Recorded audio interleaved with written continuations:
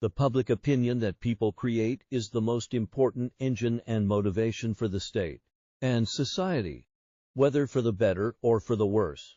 When the state is rich and capable of repairing roads, but it does not do so, this reason is the public opinion of society, which does not care about the roads. When there is a corrupt official and he is not held accountable, even if everyone knows about his corruption, society must not care about corruption, and this is what creates people like Wayne Bowden. In general, society and its public opinion is what creates the attention of state institutions in general, and their way of dealing with situations. Even the police themselves. In the 1960s in Canada, and in Montreal specifically, murder was a normal and unsurprising thing. Every week there was a new murder to the point that the local residents no longer cared about any murder that occurred in their city, and the police no longer took matters seriously, and the crimes became taken for granted, as if the residents had developed an immunity to fear. Perhaps this era in Montreal was a golden opportunity for a serial killer to come to the city and satisfy his desire to kill. But this serial killer was not an ordinary serial killer, but rather a vampire whose first and last goal was human blood. Wayne Bowden was born in Toronto in 1948, and not much is known about his past and his family. He studied middle school at Glendale School in Hamilton, Canada. He was strong and eccentric. As he dropped out of school and began working as a male model and then as a salesman in the city of Quebec. During his studies, he was one of the strongest students in the school physically, and he was the dream of all the girls in the school. And of course he was the most important athlete in it. Other than that, not much is known about him or his past. Nor is he known why he dropped out of school suddenly and without warning. At the age of 20, he arrived in the city of Montreal to begin his search for his first prey. His luck changed for the better when university demonstrations began by minorities under the pretext that the white university doctor at George William University was giving them lower grades and deliberately causing them to fail at the university, which soon ignited strong demonstrations. It turned into clashes. What made matters worse was that a group of student demonstrators burned the group's computer and vandalized several other properties, costing the university millions of dollars. 100 students were arrested as a result, making public opinion focus on them and what was happening to them. And the crime section of the newspapers became even more neglected than it was. Wayne Bowden then set his eyes on his first prey, a recent university teacher named Norma Valancourt, who was found dead in her apartment with her clothes on after being raped. The police found the body in July 1968. And when they investigated the matter, they expected it to be a regular crime like any weekly crime. But the forensic doctor's report stated that the teacher's body was almost devoid of blood, and on her chest there were strong bite marks, which means that whoever raped and killed her had drunk her blood. The police did not care about these details.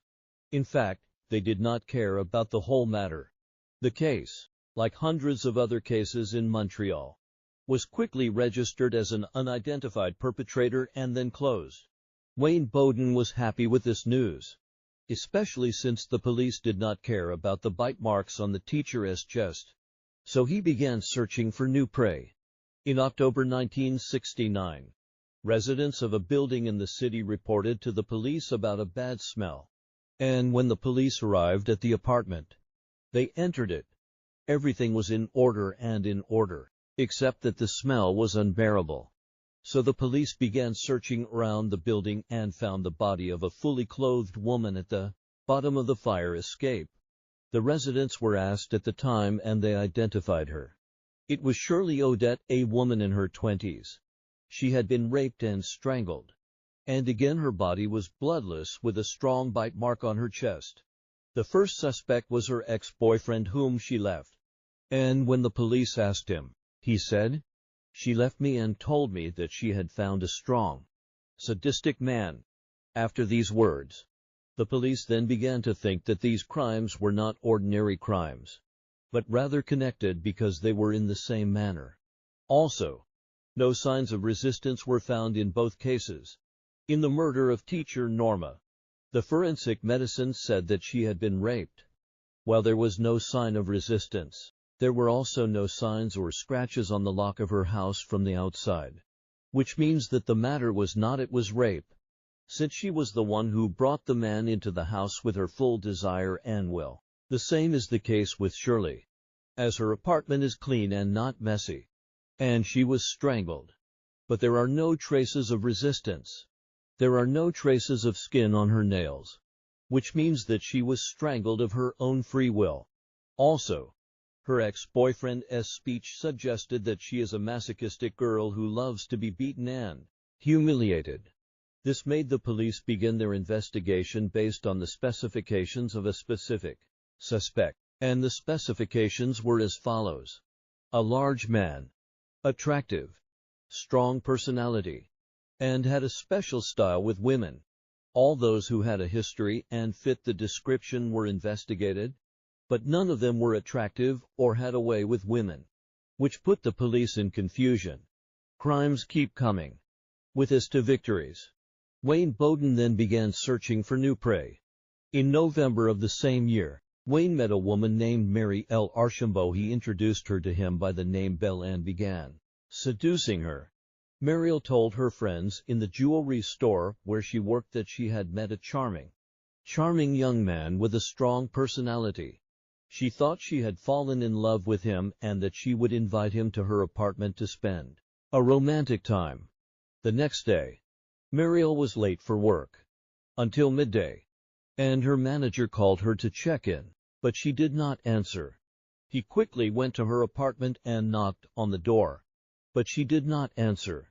Then he quickly went to the owner of the building, who opened the door using the spare key, and they were all shocked by the sight. They found Mariel on the couch with her clothes on and her yellow, bloodless body. They immediately notified the ambulance, and when the ambulance arrived, they announced that she was dead and called the police to begin the investigation. Once again, when forensic medicine examined the body, they discovered that the girl had been raped and strangled. Then she was dressed. Her underwear was torn, including the bra, and they found the same bite on her chest and her blood had been sucked through it, which means that they are facing the same criminal. The police then began searching, and they found in her underwear drawer a picture of her with a man with strange features. When the picture was shown to the employees of the jewelry store, they said that this person was Bill, whom she met before she was killed. Now the police have the first concrete evidence of the killer and how to find him. The police then circulated the photo throughout Montreal, asking women to beware of this vampire. When the photo spread, they finally knew that this photo was not a photo of the visible killer, but rather a photo of Mariel's father. Although this mistake was an innocent mistake by the police, it put the entire city in extreme terror, especially after information was leaked about the chest bite and how all of its victims were found corpses devoid of blood. Terror and panic spread among women. They no longer dared to leave their homes. In fact, there are married women who kicked their husbands out of the home because their name was Belle. As a result, LSAF fast business was disrupted for a period of time. No woman anymore trusts any man with a charming appearance and a strong body. In fact, many women no longer leave their homes out of fear. Wayne Bowden could not go about his usual way. All the crimes he committed were easy, because he was deceiving girls, entering their homes, and doing whatever he wanted with them. All of his previous victims were not victims of rape, and he did not enter their homes by force, but by their will. However, the serial killer was not satisfied with the taste of blood, so he decided to change the plan. In January 1970, Jane and her lover decided to go to a restaurant. The date was agreed upon and the young man went out to her apartment, knocking on the door. However, Jane did not answer, so he assumed that she was still wearing her clothes. The latter went to the bar to drink a glass of beer until his girlfriend was ready. After half an hour, he left the bar, returned to the apartment, and knocked on the door again and again. When his girlfriend did not answer, he tried to open the door, only to be surprised that it was not locked in the first place. He entered the apartment and began shouting her name to alert her of his entry. But she did not respond, so he entered the bedroom and was shocked by what he saw. He saw her dead and naked on the bed after being raped, and her body was still warm, meaning she died within an hour. The police arrived at the crime scene and searched her chest for a bite mark, but they did not find it, which means that the criminal was doing his job before her lover knocked on the door. So he decided to escape without sucking her blood. The police also said that this case was the first case of rape, as the girl was not stupid enough to ask a strange man to have sex half an hour before a romantic date with her lover, especially after all the women of Montreal knew of the existence of the serial killer. So no girl went out unless accompanied by someone she knew. If the case was rape, this means that the criminal has changed his style and become more aggressive. This increased the terror more and more among the women of Montreal, and no woman could sleep without locking the door any longer. After the fear and caution among women increased, and after the incident in which he was almost arrested, Wayne Bowden knew that his luck in Montreal had run out. So he decided to move to the city of Calgary, where women who had not heard of the Montreal vampire were located. In May 1971, the teachers were worried about their colleague, Elizabeth, who did not come to school. So one of them called her and she did not answer. So he called the owner of the building in which she lived, and the latter went and knocked on the door, but she did not answer him. He opened the door and entered to find her dead. It was clear that she had been violently raped. After the police arrived, they found her body free of blood and a bite mark on her chest. After the autopsy, the forensic pathologist said that she had not been raped, but rather that it had been of her own free will. They were certain at that time that the Montreal serial killer had left and arrived in Calgary and began targeting women who were unaware of his presence. The police searched the apartment and saw that the shirt she was wearing had been ripped. The strange thing is that they found all of his buttons except for one button. After the body was transported to the morgue for examination, the forensic doctor found a cuff-link from a man's shirt stuck to its back. The coroner's report appeared at the time, which confirmed that the woman had not been raped. Yes, she brought the killer into her apartment, but the fact that his cuff-link was stuck on her back means that she did not want to have sex with such violence, which means that the killer, as usual, was in a hurry to choose his prey. Previously, he had chosen her very carefully. All of them were masochists who loved torture, except for this victim, which means that he was thirsty for blood and began to lose his patience. So he chose her in a hurry. Therefore, the police are in a race against time. Finally, Wayne Bowden is in the grip of justice. When the teachers were asked, they mentioned that their colleague said that she had found a charming, large-bodied person, and that she was going on a date with him. However, this information was not sufficient. Had it not been that one of the teachers had mentioned very important information to the police. He told them that he saw a car at a traffic light, and that he saw the teacher riding next to the driver in the car. When the police asked him about the car, he said that it was a blue Mercedes-Benz. It seemed that the teacher had a strong memory, as he even remembered the shape of the decorative medallion that was on the mirror. The police began searching for the aforementioned car, and indeed they found the same car with the metal hanging above the mirror around the residential building in which the victim lived. When the police searched the car, they discovered that it was Wayne Bowden's car, so he was immediately summoned. At the time of his summons, Wayne was completely calm. He answered police questions calmly, coolly, and with great self-confidence. The police noticed that a button from one of his sleeves was missing, and when the investigator showed the button that was stuck on the teacher's back, Wayne Bowden said that it looked like a button on his shirt and that it might be her, but this, of course, was not conclusive evidence of his confusion in the crime. The police then sent a request to the court to write a search warrant to search Wayne's apartment. but the latter said that the police did not need the warrant and that they could search his house whenever they wanted. His self-confidence was very high. He knew full well that they would not find anything related to the crimes in his apartment. When they reached it, they turned it upside down without finding any conclusive evidence, except for the teacher's missing shirt button. He was arrested at the time, and the police, finding conclusive evidence that could not be evaded, carried out an action considered the first of its kind in Canadian history. The police summoned Dr. Gordon Swan, a dentist specializing in braces.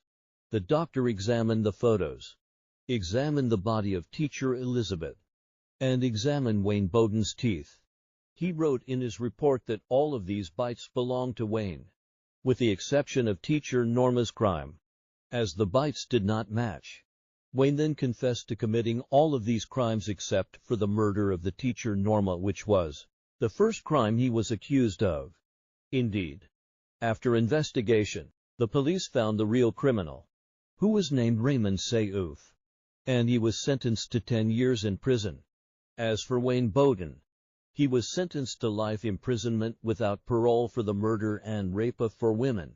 Before he was arrested and sent to prison, he was placed in civil custody under the supervision of 3 police officers. He was scheduled to be sent to prison within 15 days, but the latter managed to escape from the police after he went to a restaurant and escaped through the bathroom hole. This is his last photo before his death. He was searched for and found several days later, but he did not commit any crime during his escape. What was surprising was that he was able to obtain a bank card from American Express. This company does not issue cards to anyone who has received any criminal conviction. So how was he able to obtain it? No one knows that. Not even the company itself. Wayne finally died in prison in 2006 at the age of 58 after a battle with skin cancer. British author and writer Alan Warren wrote a book about him and his life. Oddities and Wonders from the Story of Wayne Bowden. The strangeness of Wayne's story is endless. There are many unanswered questions. Let's start with his childhood, where not much is known about it. As if someone tried to hide all the information received about this person, the police did not find much information about him, his family, or his origins, no matter how much they searched. As if this man appeared out of nowhere. He did not commit his first crime, even though it was his style. There was another man who killed the teacher, Norma, and sucked her blood. He did not commit the crime, but he had the same method. What is the relationship between the first criminal and is he a vampire like Wayne Bowden? Also, a bite on the chest is not enough to suck blood with this force. The bodies of his 4 victims were found almost devoid of blood, and it is almost impossible that he was able to suck all this blood through a bite on the chest. If it had been the woman's neck, I would have said yes, but from her chest, it's very difficult. Where did he get all this money from? For him to buy a newer model Mercedes and eventually throw it away means that he has money, and so much of it that he does not care about an expensive car. How did he manage to escape from the bathroom ventilation hole, even though it was a very small hole? And he was a huge man. Even a child would find it difficult to escape from that hole. So how could a man with such a large body manage to escape from it? How was he able to obtain an American bank card in his name even though he was sentenced to life imprisonment? Why didn't the company know anything about the employee who sent him this card? The strangest thing of all is his death. He died of skin cancer, which is a disease that often affects people who have weak skin against the sun, just like a vampire who avoids the sun because it burns his skin. So, dear reader, what do you think of his story? In your opinion, was Wayne Bowden a real vampire, or are there logical explanations for him? What are the answers to these questions in your opinion?